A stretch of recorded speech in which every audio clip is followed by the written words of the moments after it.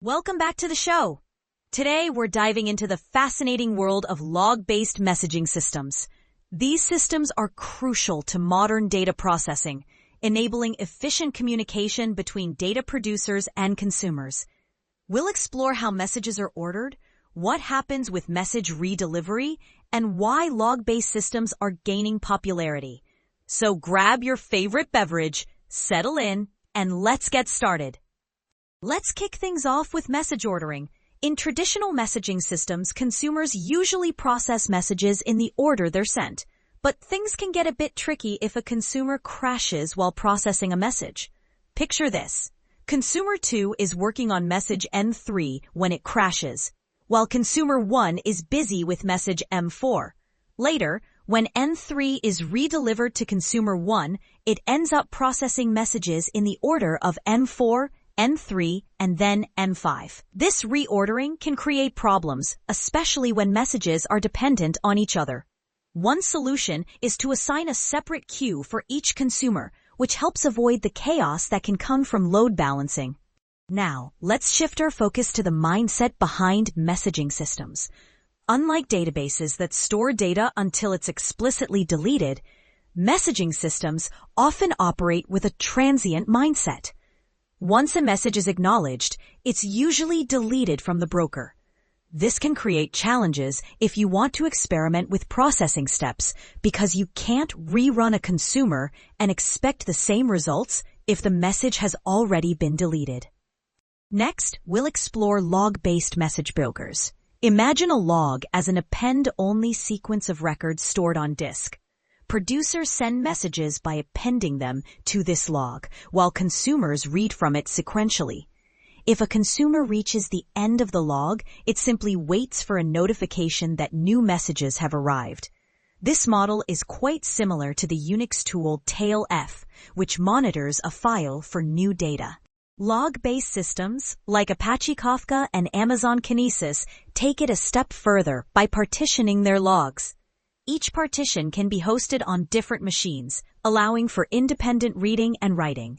Within each partition, messages are assigned a monotonically increasing sequence number, or offset, which ensures total order. However, it's important to remember that there's no ordering guarantee across different partitions.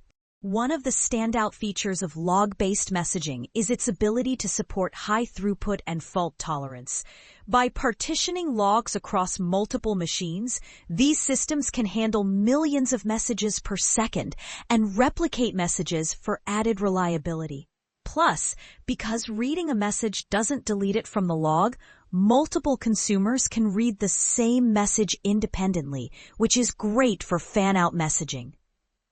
Of course, there are some downsides to consider. For instance, load balancing across consumers is limited by the number of partitions available. If a single message takes too long to process, it can block the processing of subsequent messages in that partition, leading to potential bottlenecks. In cases where message processing is expensive and you want to parallelize on a message-by-message basis, traditional JMS or AMQP-style brokers might be a better fit. Another interesting aspect of log-based systems is how they handle consumer offsets. Instead of tracking every single acknowledgement, the broker only needs to keep track of the current offset for each consumer. This reduces overhead and allows for efficient batching and pipelining, which can significantly boost throughput. Now, let's talk about managing disk space. Since logs are append-only, they can eventually fill up the available disk space. To manage this, logs are divided into segments, and old segments are periodically deleted or archived. This creates a bounded size buffer, effectively implementing a circular or ring buffer. However, it's crucial to ensure that consumers don't fall too far behind and point to deleted segments, as this would cause them to miss messages. In practical terms, a typical large hard drive can buffer a substantial amount of data. For example, with a 6 terabyte drive and a sequential write throughput of 150 megabytes per second, you could buffer around 11 hours worth of messages before the system starts overwriting old ones. That's impressive capacity, allowing for significant flexibility in managing message flow. The log-based approach also provides a form of buffering that enables human operators to address slow consumers without disrupting the service for others. This operational advantage is invaluable, especially in production environments where testing or debugging can occur without affecting ongoing services. As we wrap up this section, it's important to highlight the differences in how messages are consumed in log-based systems versus traditional messaging systems.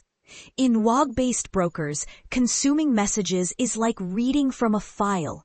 It's a read-only operation that doesn't alter the log.